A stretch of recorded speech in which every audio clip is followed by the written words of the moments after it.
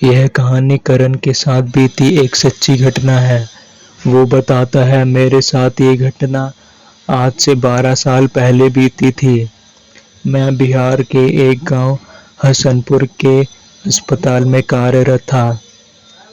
एक रात अस्पताल में ज़्यादा मरीज होने के कारण मुझे अस्पताल से घर निकलने में काफ़ी देर हो गई। उस रात बारिश भी काफ़ी हो रही थी। मैं भीगते हुए अपने घर पहुंच गया। अभी मैं अपने कपड़े ही बदल रहा था कि अचानक मेरे घर की घंटी बजी। मैंने सोचा इस वक्त कौन आ गया। मैंने फटाफट अपने कपड़े बदले और फिर दरवाजे के पास पहुंचकर दरवाज़ा खोला। पीछे पीछे मेरी पत्नी भी आ गई। दरवाजे पर एक लड़की भीगी हुई खड़ी थी। उसकी आंखों में आंसू थे। वो रोते हुए बोली, मेरी माँ की तबीयत बहुत खराब है। आप जल्दी से चलिए, नहीं तो वो मर जाएंगी। मैंने उसे कहा कि रात को मैं मरीज नहीं देखता, सुबह अपनी माँ को अस्पताल ले आना। मगर वो लड़की जाने को तैयार नहीं थी। वो रोने गिड़गिड़ाने लगी। उसकी आवाज़ सुनकर मेरी पत्नी को उस पर दया आ गई और मेरी पत्नी ने मुझसे कहा कि आपको जाना चाहिए।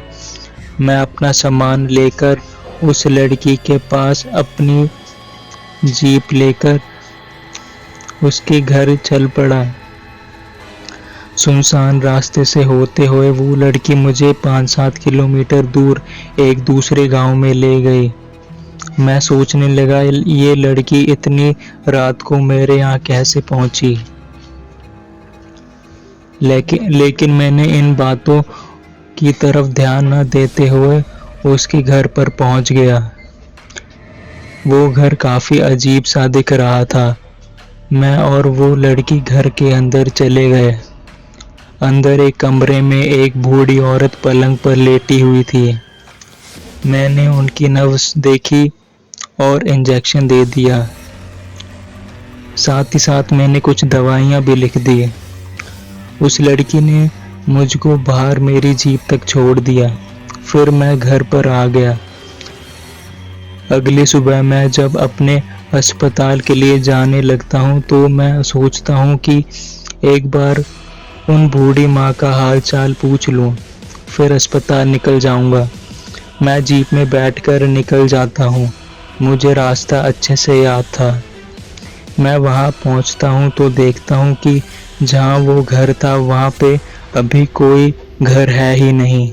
मैं ये देखकर दंग रह जाता हूँ। मैंने आसपास के लोगों से पूछा तो लोगों ने बताया, यहाँ कोई घर है ही नहीं। यहाँ बरसों से कब्रिस्तान ही है। एक बूढ़ा आदमी मेरे पास आता है और कुछ ऐसा बताता है कि मैं सहम जाता हूँ।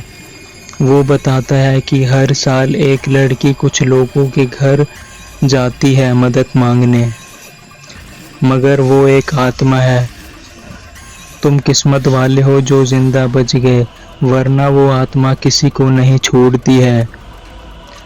पिछली रात आए हुए जीप के टायर के निशान और दवाई का वो पैकेट वहीं पे ही पड़ा था।